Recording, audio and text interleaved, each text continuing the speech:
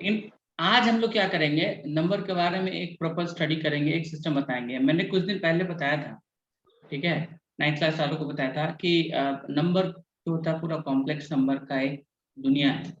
इसमें Y axis में हम लोग किसको रखते हैं, वाई एक्सिस पे हम लोग इमेजिनरी नंबर्स को रखते हैं और एक्स एक्सिस पे हम लोग रियल नंबर। तो इसको पढ़ने से पहले, इसको समझने से पहले हम लोग ये देखते हैं ये नंबर का दुनिया काम कैसे करता है। तो सबसे पहला जो इसमें जो सबसे पहला पार्ट जो हम लोग पढ़ते हैं वो पढ़ते हैं किसको, नेचुरल नंबर्स। नेचुरल नंबर्स का मतलब क्या होगा, जैसे कि हम लोग जानते हैं नेचुरल नंबर मतलब कहाँ से स्टार्ट होता है, 1 2 3 एंड सो ऑन। इनको हम लोग क्या कहते हैं, नेचुरल नंबर्स कहते हैं। मतलब 1 2 3 4 5 6, ठीक है, ये जहां तक जाएगा ये पॉजिटिव पार्ट होगा सर, इसमें जीरो नहीं है, ठीक। लेकिन इसी नेचुरल नंबर को अगर हम जीरो के साथ स्टार्ट कर देते हैं, ठीक, 0 1 2 3 एक्सेट्रा, इसको हम क्या कर देते हैं, होल नंबर्स कर देते हैं, ठीक है। उसके बाद इसमें भी बाद में हम लोग फ्रैक्शंस की बात करने लगते हैं, ठीक है, कि एक नंबर को आधा भी किया जा सकता है, उसका भी आधा किया जा सकता है, एक्सेट्रा एक्सेट्रा एक्सेट्रा। यानी उसको हम लोग फ्रैक्शन कहते हैं।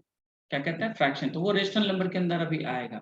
लेकिन हमने क्या किया, कंप्लीट, जैसे यहाँ पे नेगेटिव से लेके पॉजिटिव तक, माइनस इन्फिनिटी, ठीक, यहाँ से लेके 0 और यहाँ से प्लस इन्फिनिटी में जो हमारा कंप्लीट नंबर होता है, जैसे कंप्लीट नंबर बोलने का मतलब क्या हो गया, 1 2 3 इस टाइप का, या फिर इधर क्या हो जाएगा, -1 -2 -3 इस टाइप का। समझ रहे हैं आप लोग, ठीक है। मतलब क्या होना चाहिए कि फ्रैक्शंस की बात नहीं करेंगे हम लोग। जब नॉन फ्रैक्शन नंबर की बात होती है उसको हम लोग क्या बोलते हैं, इंटीजर्स बोलते हैं। लाइक 0 को ले लेते हैं, 1 को ले लेते हैं, 2 3 4 एक्सेट्रा। और अगर पीछे की तरफ जाएंगे तो -1 -2, ठीक है। ये क्या हो जाता है, इंटीजर्स। अब इंटीजर्स के बाद जब हम लोग पार्ट में नंबर लेते हैं, यानी कि टुकड़ों में नंबर लेते हैं, पी बाई क्यू के फॉर्म में लेते हैं। हम लोग रेशनल नंबर के बारे में पढ़े हैं, क्या होता है ये, P by Q where Q should not be equal to 0, क्योंकि अगर क्यू 0 हो गया तो p अपॉन 0 इन्फिनिटी हो जाएगा, वो अनडिफाइंड हो जाएगा, ठीक है, इसलिए। और इरेशनल नंबर के बारे में भी हम लोग पढ़ेंगे, ठीक है, कि किसको इरेशनल नंबर कहते हैं, जैसे √2 √3 वगैरह होता है उसको इरेशनल नंबर, ठीक। तो कहने का क्या मतलब है कि ये नंबर का दुनिया है जिसको कि हम लोग पढ़ते हैं। तो जो सबसे बड़ा दुनिया है कौन है, रियल नंबर। उसके अंदर फिर देखो यहाँ पे ये जो ब्लॉक डायग्राम है इसमें यही बताया गया, ठीक है, कि ये नेचुरल नंबर क्या है, सबसे छोटा सेट जो है ना वो नेचुरल नंबर, ठीक। उसमें जब 0 इंक्लूड कर देते हैं तो थोड़ा सा उसका साइज बढ़ जाता है, वो होल नंबर्स बनता है, ठीक। फिर जब उसके अंदर इंटीजर्स की बात करते हैं थोड़ा और बड़ा हो जाता है, फिर रेशनल की बात करते हैं थोड़ा और बड़ा हो जाता है, फिर इरेशनल की बात करते हैं तो और बड़ा हो जाता है। जब सबको natural, whole, integer, rational, irrational सबको जब एक साथ हम लोग लेते हैं तो उसको हम लोग क्या बोल देते हैं, रियल नंबर, ठीक। और हमने आपको पढ़ाया है कि अगर हम लोग नंबर सिस्टम की बात करेंगे, नंबर लाइन की बात करेंगे, तो जो वाई एक्सिस पे होता है वो क्या होता है, इमेजिनरी नंबर होता है, ठीक। और जो एक्स एक्सिस पे होता है वो क्या होता है, रियल नंबर होता है। तो मैंने इमेजिनरी नंबर के बारे में बताया है, 9th क्लास के बच्चों को बताया है, ठीक है, कि जो टोटल नंबर होता है वो एक कॉम्प्लेक्स नंबर, ठीक, कॉम्प्लेक्स नंबर। और complex number is equal to क्या होता है, real number plus imaginary. Complex number बराबर क्या होता है, real number plus imaginary number. तो imaginary number, real number, complex number, ये सब क्लास 11th में आप लोग को पढ़ना है। अभी के लिए इतना काफी है, ठीक है। कोई दिक्कत है बताइए। चलिए, रिप्रेजेंटेशन ऑफ नेचुरल नंबर्स की अगर हम लोग बात करें तो नेचुरल नंबर स्टार्ट कहाँ से होता है, नेचुरल नंबर स्टार्ट होता है 1 से, ठीक। तो इधर कितना आएगा, 2 3 4 5 6 एक्सेट्रा, समझ रहे हैं। तो 1 से स्टार्ट होगा और कहां तक जाएगा ये, इन्फिनिटी तक। Yes sir. ठीक है, इन्फिनिटी तक जाएगा नहीं जाएगा? यस सर जाएगा। नेचुरल नंबर वन से स्टार्ट होता है और कहाँ तक जाता है? इन्फिनिटी तक। ठीक है, चलो तो हम लोग क्या करते हैं, सबसे पहली बात जो छोटा छोटा आप लोग गलती करते हैं उस बात को समझिए। ठीक है, हर कंसेक्यूटिव नंबर को जब हम लोग नंबर लाइन पे रिप्रेजेंट करेंगे ना, तो दो नंबर्स के बीच का जो डिस्टेंस होगा वो क्या होगा, हमेशा इक्वल होगा। समझ रहे हैं? जैसे यहां से यहाँ का जो डिस्टेंस होगा उतना ही डिस्टेंस यहाँ से यहाँ का होगा, उतना ही डिस्टेंस यहाँ से यहाँ का होगा, उतना ही डिस्टेंस यहाँ से यहाँ का होगा, उतना ही डिस्टेंस यहाँ से यहाँ का होगा, एंड सो। बात समझ रहे हैं? ठीक, मतलब दो नंबर्स के बीच का नंबर लाइन पे बता रहे। अगर हम लोग ग्राफ यूज करेंगे, ठीक है, हम आप लोग को अभी ग्राफ पे भी बताते हैं। अगर हम लोग ग्राफ यूज करेंगे तो ग्राफ पे हम लोग क्या करेंगे, एकदम वैसे ही करेंगे। ठीक है, ग्राफ दिख रहा है आप लोग को? ग्राफ पेपर जैसा कुछ नहीं, ग्रिड दिख रहा है क्या, हल्का हल्का? ठीक है, ठीक। तो कहने का सिंपल मतलब है कि अगर हम लोग ग्राफ भी डालते हैं तो उसमें जो ब्लॉक्स लिया जाता है, ठीक है, वो इक्वल डिस्टेंस पे होता है। इस बात को ध्यान रखना जब रिप्रेजेंट करना। मैथ्स में क्या करना है कि जब तुम लोग डायग्राम भी बनाते हो ना, चाहे वो व्हाइट शीट पे ही बना रहे हो, कोशिश करना शुरू से ही एक्यूरेसी को मेंटेन रखें। क्योंकि कई बार क्या होता है ना, ठीक है, कि डायग्राम से ही तुम्हारा बहुत सारा सॉल्यूशन क्या होता है, निकल जाता है। एनीवेज, ठीक, अभी बात करते हैं सेकेंड पॉइंट की। अभी तक हम लोग किसकी बात कर रहे थे, नेचुरल नंबर्स की। अब किसकी बात करेंगे, whole numbers.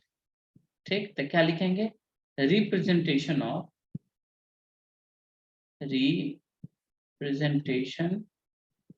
Of whole numbers on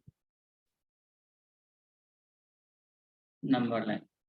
ठीक है, बात समझ रहे हैं, होल नंबर्स और नंबर लाइन। तो इसमें क्या होगा, सब कुछ होगा किसके जैसा, सब कुछ होगा नेचुरल नंबर की तरह, बस स्टार्ट कहां से होगा, जीरो से।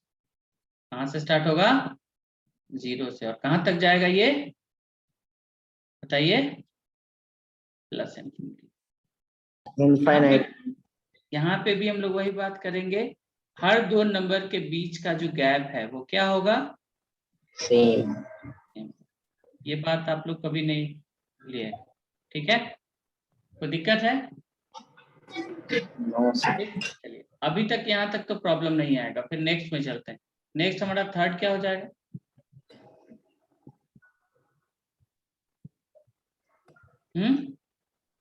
थर्ड क्या लेंगे हम लोग, नेचुरल नंबर हो गया, होल नंबर हो गया, उसके बाद क्या, इंटीजर्स। क्या लिखेंगे हम लोग, रिप्रेजेंटेशन ऑफ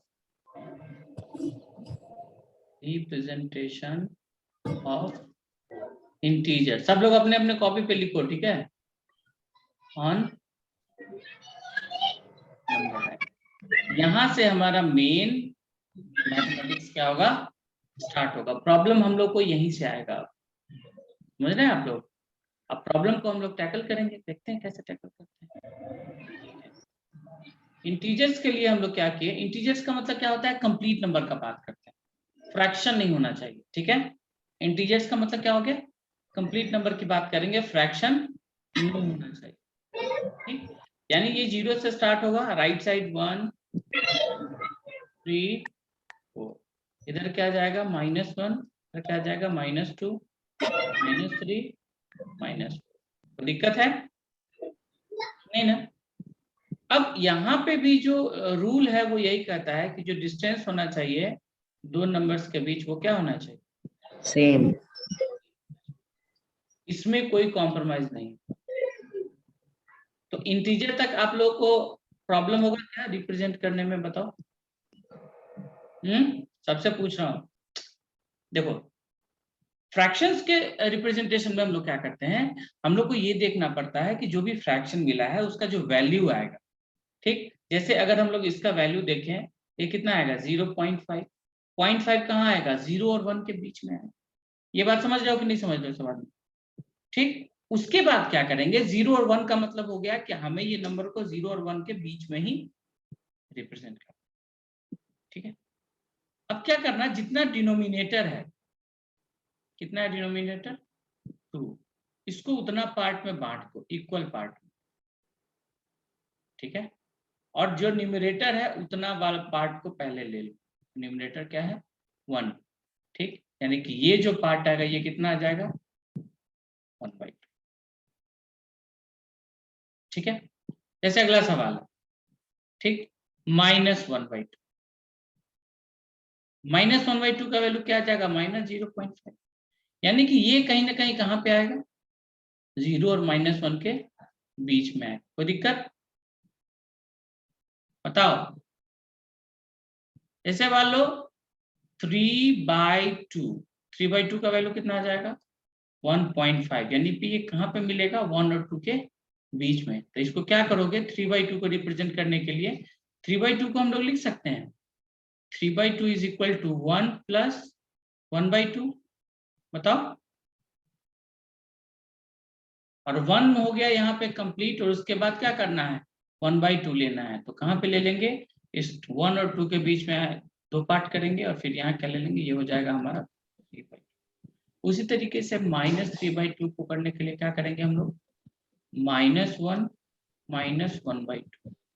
ठीक है, तो -1 तो यहाँ कंप्लीट हो गया। अब -1/2 इसको जोड़ेंगे तभी तो आएगा। तो ये कहाँ पे आएगा, -4 और -1 के और -2 के बीच में, यानी कि ये आएगा -3। यानी कोई भी नंबर रिप्रेजेंट करना, हम लोग चलेंगे कॉम्प्लेक्स प्रॉब्लम्स में भी चलेंगे। अभी तो ये इजी प्रॉब्लम्स करा रहे हैं, जैसे कि मान लो कि ये -3 हो गया और थर्ड में +3। अब किसी भी इजी प्रॉब्लम, कॉम्प्लेक्स प्रॉब्लम में भी हम लोग फ्रैक्शन देखेंगे। जैसे सपोज करो, ठीक है, हमारे पास क्वेश्चन आ गया, सपोज करो 11/12, इसको रिप्रेजेंट करना। तो आप देखिए तो 11/12 का जो वैल्यू आएगा वो कहाँ पे आएगा, बिटवीन 0 एंड 1 के बीच में आएगा। समझ रहे हो, सब लोग समझ रहे हैं ना? ठीक, अब 0 और इसके बीच में आएगा तो देखो पहले नीचे डिनोमिनेटर को देखो कितना है 12, यानी हमको क्या करना पड़ेगा 0 और 1 के बीच के वैल्यू को 12 पार्ट में बांटना पड़ेगा। ठीक है, तो कैसे बटेगा, देखो यहाँ से यहाँ पे 12 इक्वल पार्ट में बांटना पड़ेगा। मतलब 1 2 3 4 5 6 7 8 9 10 11। अब हमने टोटल को कितना बांट दिया, 12 पार्ट में बांट दिया। ठीक है, 12 पार्ट में बांटने के बाद अब हम लोग क्या करेंगे, 11th पार्ट लेंगे। जैसे 11th पार्ट कहा गया यहाँ पे, ये हमारा हो जाएगा 11/। समझ में आ रहा है नहीं आ रहा है? डिनोमिनेटर में जितना दिया हो उतना पार्ट में पहले डिवाइड कर दो, और न्यूमरेटर में जितना दिया हो उतना काउंट करो, किधर से, 0 की तरफ से, लीस्ट नंबर की तरफ से काउंट करो, और फिर उसको 0 की तरफ से काउंट करो, और जिस पे आए उतना पे उसको सेलेक्ट कर लो। जैसे यहाँ से हमने काउंट किया 1 2 3 4 5 6 7 8 9 10 11, और ये कितना है 12। 12 तो चाहिए नहीं, अगर 12 होता तो 12/12 कितना हो जाता 1। 11 चाहिए था, इसलिए 11 पे हमने क्या किया, डॉट कर दिया। यहाँ तक समझने में किसी को दिक्कत है बताइए?